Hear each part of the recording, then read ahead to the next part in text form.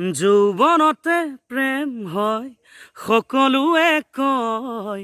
প্ৰেম প্ৰেম কৰি হিয়া নিথৰুৱাও হয় তথাপিও মৰম কিয়নো হয় আকৌ জুম দাগাবা চিগা কিমান আৰু ঠাণ্ডা আৰু বৰষুণ বুলি ঘৰৰ ভিতৰতে সোমাই থাকিম আজি অলপ ৰ'দ ওলোৱা দেখি অলপ ফুৰিবলৈকে বুলি ওলাই আহিলোঁ ট্ৰেভেল উইথ কিকুৰ আন এটা ভিডিঅ'লৈ আপোনালোক সকলোলৈকে স্বাগতম জনাইছোঁ আজি আমি গৈ আছোঁ ডিমৌৰ পৰা গৌৰীসাগৰলৈ মোৰ বা দুজনী ঘৰলৈ আৰু আজিৰ দিনটোতনো কি কি কৰোঁ আপোনালোকৰ লগত শ্বেয়াৰ কৰিম গতিকে ব্লগটো শেষলৈকে চাই থাকিব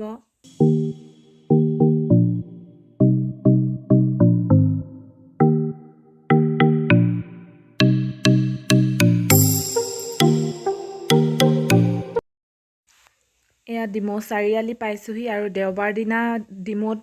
বজাৰ বহাৰ কাৰণে মানে অলপ চাৰিআলি ভিৰ হয় আৰু সেইকাৰণে অলপ সময় লাগি যায় চাৰিআলিটো পাৰ হওঁতে আমি এতিয়া পালোহি ৰাজমাই বজাৰ দেওবাৰৰ দিনাখন মানে ইয়াত বহুত এখন ডাঙৰ বজাৰ বহে আৰু বজাৰখনত আপোনাৰ শাক পাচলিৰ পৰা আদি কৰি কাপোৰ কানিলৈকে চব বস্তু পোৱা যায় এখন বজাৰত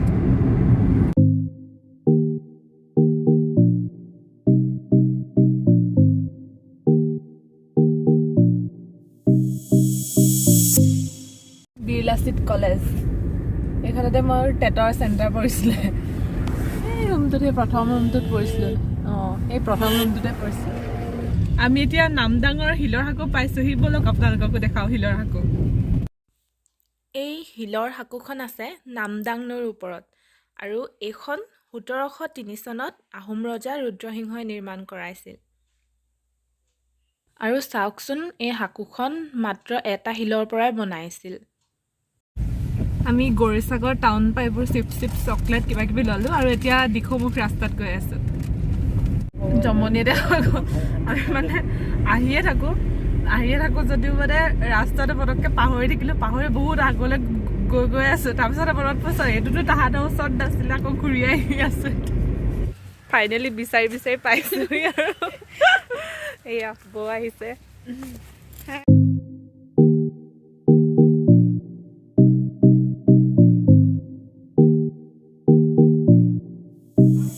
আলহী ঘৰত আহি পিনে চাহৰ পৰ্ব আৰম্ভ হৈ গ'ল আহি আছো এতিয়া এজনী লগৰীয়া লৈ লৈছো এওঁ আমাক ৰাস্তা দেখাই লৈ যাব এতিয়া ফুৰিবলৈ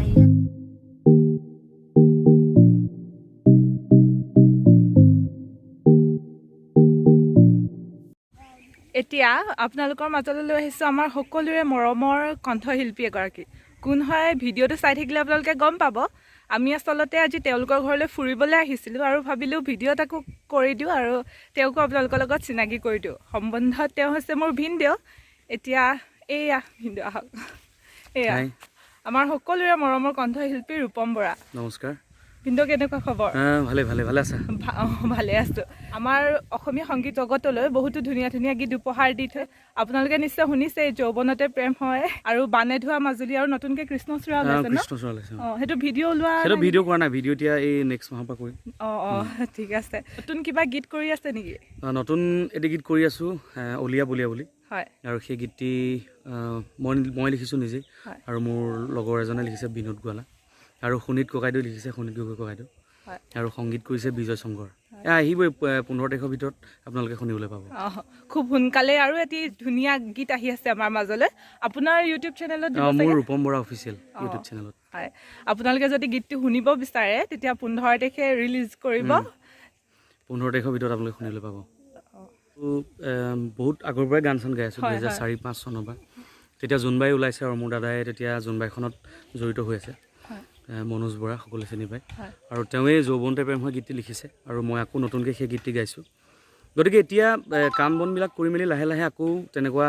ছ'চিয়েল মিডিয়া হওক বা বিভিন্ন ধৰণৰ এনেকৈ প্লেটফৰ্ম সেইবিলাকত আকৌ উভতিছোঁ নতুনকৈ হয় আৰু আপোনালোকেও ৰূপম বৰা মিউজিকেল বুলি আছে মোৰ ৰূপম বৰা অফিচিয়েল বুলি আছে ৰূপম বৰা অফিচিয়েল বুলি ইউটিউব চেনেলটো গৈ তেওঁৰ গীত শুনিব মোৰ দিছোঁহে মোৰ চেনেলত আগতে দিয়াবিলাক প্ৰায় এচি মাল্টিমিডিয়া এনেকৈ বেলেগ চেনেলত আছিলে আৰু এতিয়া মোৰ নতুনকৈ কৃষ্ণচূড়াটোৰ পৰা আৰম্ভ কৰিছোঁ গতিকে যিসকলে চাই আছে তেওঁলোকে নিশ্চয় গৈ ছাবস্ক্ৰাইব কৰিব ধন্যবাদ আজি লগ পাইছোঁ যিহেতু সুবিধাটো ল'বই লাগিব নহয় জানো গতিকে মোৰ প্ৰিয় গানটো অকণমান যদি গুণগুণাই দিয়ে নিশ্চয় আৰু তোমাৰ কি আছিলে ইউটিউব চেনেলৰ নাম ট্ৰেভেল উইথ ক্ৰিকু তাই চেনেলটো আপোনালোকে ছাবস্ক্ৰাইব কৰি দিব আৰু এই ভিডিঅ'সমূহ আপোনালোকে শ্বেয়াৰ কৰিবলৈ নিশ্চয় নাপাহৰিব তো অকণমান গানটো গাই দিছোঁ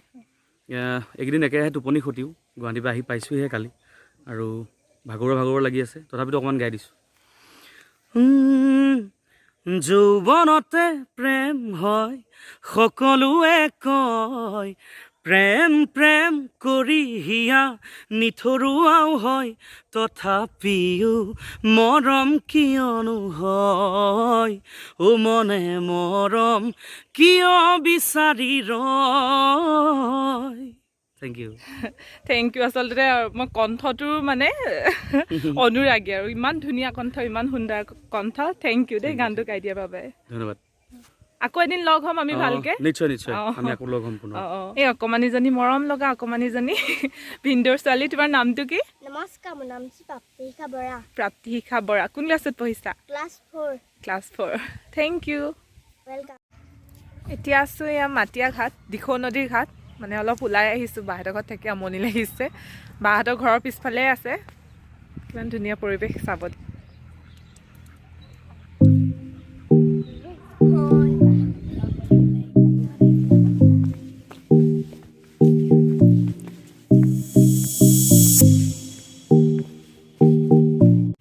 আমিও আহিলোঁ ফুৰিবলৈ ভণ্টিজনীক লগ পালোঁ ওচৰতে তোমাৰ নামটো নমস্কাৰ মোৰ নাম হৈছে দীপিকা মহন্ত এতিয়া লাহেকৈ গধূলিও হৈ আহিছে আৰু আমিও বাহঁতৰ ঘৰৰ পৰা গৌৰীসাগৰৰ পৰা ডিমৌলৈ বুলি ঘূৰি আছোঁ